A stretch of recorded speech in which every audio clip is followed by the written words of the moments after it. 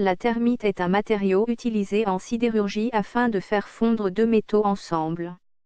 Sa température s'élève à environ 2200 degrés Celsius et peut faire fondre la plupart des métaux.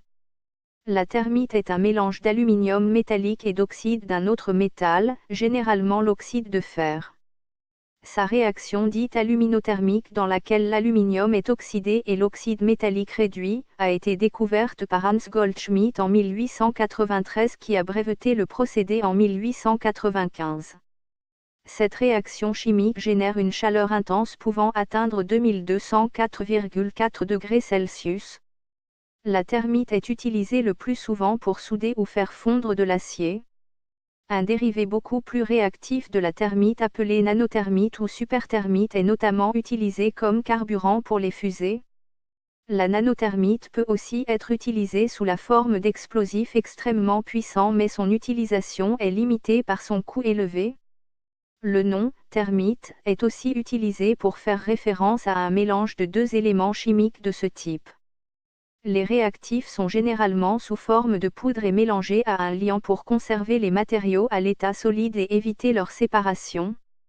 Certains youtubeurs émettent l'hypothèse que la formule chimique des chanterelles aurait provoqué les incendies dévastateurs en Californie. En effet, par exemple, certains métaux peuvent brûler s'ils sont réduits en fines poussières ou peuvent même exploser tels des bombes. Ainsi, le magnésium peut brûler. Le magnésium est un métal très léger. Ses sels sont solubles dans l'eau. Lorsqu'il est en bloc, il est très difficilement inflammable. Par contre, si on réduit le magnésium en petits morceaux ou en poudre, il s'échauffe très vite et s'enflamme. Ce phénomène est dû à ce que le métal s'oxyde avec l'oxygène contenu dans l'air ou dans l'eau. Dans l'air, le magnésium s'enflammera spontanément et brûlera dans l'eau avec une flamme blanche et très lumineuse.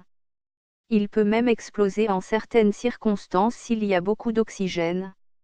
Les composés du strontium insolubles dans l'eau peuvent le devenir suite à des réactions chimiques. Les composés solubles sont plus susceptibles d'avoir des conséquences sur notre santé que les composés insolubles, car ils peuvent contaminer les eaux potables. Heureusement, les concentrations dans l'eau potable sont, en général, assez faibles. Un Américain nommé Clifford Carnicom, président d'une corporation à but non lucratif du même nom, Institut Carnicom, prétend avoir analysé des échantillons d'air prélevés au niveau du sol suite à des supposées opérations d'épandage. Les analyses des retombées auraient surtout révélé des métaux lourds, dont de l'aluminium et du barium, voire des minéraux comme du calcium, du magnésium, et d'autres éléments comme du titanium, des fibres de polymères microscopiques dans des zones supposées avoir été exposées aux chanterelles. Carnicom n'a jamais mis à la disposition des institutions ces échantillons, et n'a pas dévoilé les méthodes par lesquelles il arrivait à ces conclusions. Des recherches de Luigina Marchesi, auteur d'un dossier sur les épandages chimiques publié dans le numéro 3 de la revue italienne X-Times, confirmeraient l'étude de Carnicom, indiquant un lien entre des épandages chimiques aériens non agricoles et des traces de barium et d'aluminium dans des produits biologiques. Un groupe de citoyens nommé Arizona Skywatch a contrôlé l'air, l'eau et le sol en Arizona et a récemment rendu plusieurs rapports qui ont été vite repris par d'autres groupes dans le pays. De nombreux sites en Arizona et spécialement Phoenix ont été évalués pendant plusieurs années et les résultats auraient montré la présence de taux élevés de produits chimiques toxiques, notamment de l'aluminium, attribués pour beaucoup aux chanterelles. Ainsi les chanterelles seraient responsables des feux de forêt soudains et très violents.